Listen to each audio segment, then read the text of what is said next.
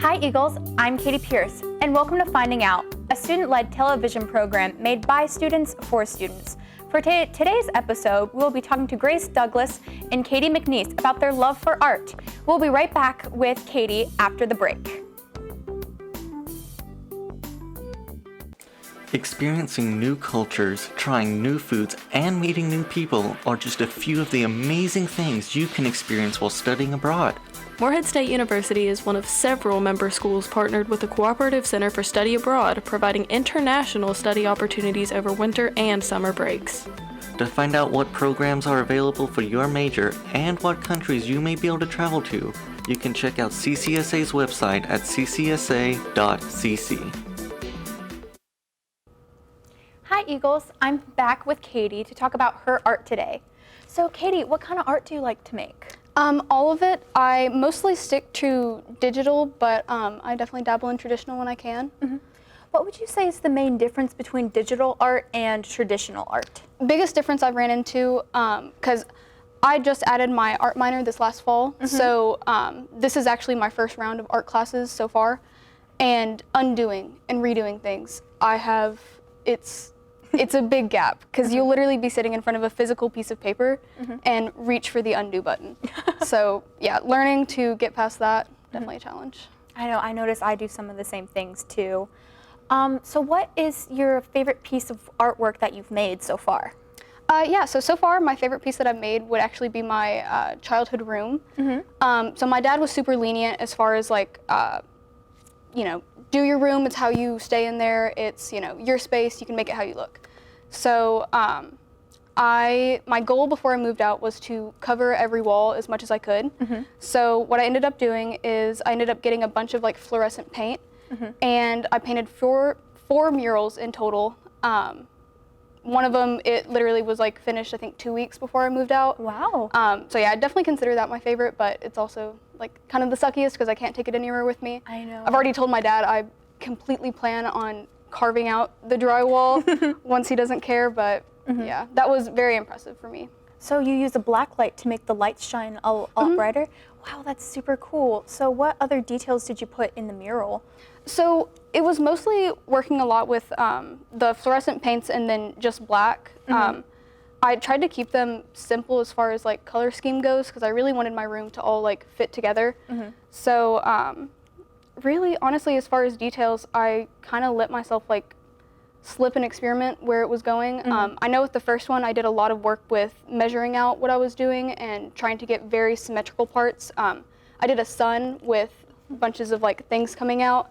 So I experimented with that a little bit, and then there was also, I worked with some sponges too to try and get like a cloudy look. Yeah. Wow, that's super cool. I love that. Thank you. So you said you have a minor in art, right? Why did you decide to have a minor in art? What do you want to do with that? So my major is biomedical science, and kind of found through my first couple semesters that just taking those classes alone was hard on me. There are some people in the major who can do it, and I applaud them. However, I found that it was kind of easier to break it up for me. So it just kind of lined it up perfectly. I had some people before then being like, they had seen my art because I was doing it strictly just for hobby. And they were like, hey, have you ever thought about like, picking up something? And I was like, no, like, my major is pretty demanding. I can't really, split up my time. But that was before I kind of realized that was the best option for me. But as far as doing something with it, honestly, just kind of keeping it in my pocket. I have thought about making art a source of income before, and I have strayed from that. One of the only things that could like mix the two together is called a medical illustrationist, where they would, you would just draw like a brain 20 times and like put it in a textbook or something like that. And that sounded really cool at first because it would be mixing, both of my interests, but I've found that when you take the creative part out of it, like the part that, you're putting down, if somebody else is telling me what to put down, it doesn't mean quite as much. So keeping it as just something like a commissions on the side, not necessarily like doing just that. Well, it's a great thing to have in your back pocket. Yes, absolutely. Well, Katie, thank you so much for coming on the show today. It was great having you. Awesome. Thank you for having me. Yeah, thank you. Bored of sitting in your dorm room all day? Come out and explore all the great things Eagle Lake has to offer. This 1.4 mile long loop trail, located right here on Moorhead's campus, offers a plethora of things for you to enjoy. From its beautiful plants, calming walking trails, gorgeous wildlife, relaxing fishing spots, and even serene kayaking areas, there's things to do here all times of the year. Don't wait, come out and explore today. Hi Eagles, and welcome back. I'm here with a video created by co-producer Kaylee Manshine. The video features different types of art that may inspire you to pick up a paintbrush or pencil of your very own. Let's go ahead and check it out.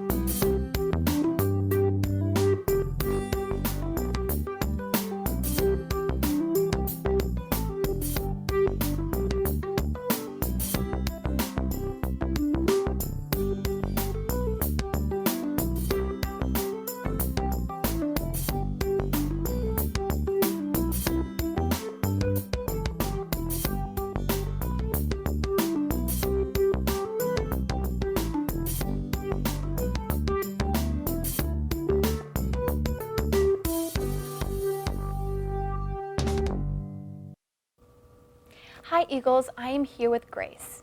So Grace, what kind of art do you like to make?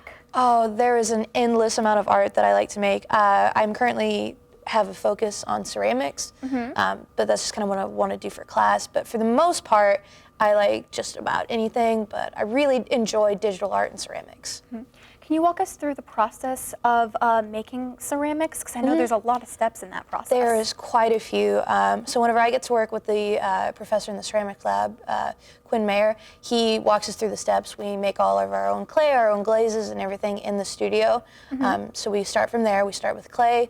There's a bunch of different temperatures that you can work with, so it all depends on that. I personally like to go with lower firing clays, meaning that they fire at a smaller or a cooler temperature in comparison to others. But you can use hand building techniques, you can use wheel thrown methods, it just depends on what you like. And once you fire them for the first time, you can go about decorating them and glazing them, and then fire them for a second or third time, or however many times you want to do it. Wow, nice.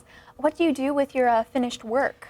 I usually, it gets passed around a lot as gifts. Sometimes I put it in shows. It just depends. A lot of it is just for practice, and it's nice to be able to use your own art as a way to connect over, you know, different meals and different times like that. It's just kind of a communal art form. Wow, nice. I also wanted to ask you, I heard that you did set design for the musical recently. Can you tell us more about that? Yeah, so I was able to work with one of my best friends who is the director, and he trusted me to do all of our set designs and stuff like that. So we kind of just kept it simple, and we found from past experience that green insulation foam boards from Lowe's that they use on like paneling and housing and stuff like that, they actually work really well for making backdrops and set pieces because they are so light. You can carve them, you can add texture to them, you can paint them, you can do whatever you need to, and they're just very versatile. Wow, that's interesting. What would you say has been your favorite set piece that you've made for that show? Oh, there are so many. I think one of my favorites was something that was honestly very minor in comparison, but it just really sealed the deal. Over the valance of the curtain, we had a giant skull emblem with wings that was from the actual opening title card of the Over the Garden Wall TV show. And we thought just that little extra detail there would be fun. And I think I had a blast making that one. I also heard that you're an art education major. What made you decide to go for that major? I come from a long line of teachers. My father is a professor, my grandmother was a teacher, my great-grandmother was a teacher. I'm actually a second or third generation Moorhead student. So it just kind of runs in the family, and I thought, why not take two things I love and put them together? That's awesome. Well, thank you so much for coming on the show today, Grace. It was lovely having you. We'll be right back to close the broadcast after this. The Recreation and Wellness Center, located right here on Moorhead State University's campus, offers a wide variety of activities over 2 floors for you to enjoy. Here at the Rec, you can take advantage of its large courts, tennis rooms, indoor swimming pool, walking loop, yoga room, and of course, its countless workout machines. Come out and enjoy some of these great activities today.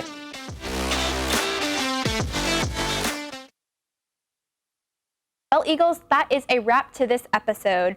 I wanted to give a special thank you for Grace and Katie for coming on the show today. This has also been our last episode of Finding Out, so I wanted to give a thank you to our entire crew for working so hard all semester long. All of us at Finding Out want to wish our Morehead State University students good luck with finals. Thank you for tuning in to Finding Out, because without a doubt, we will find out.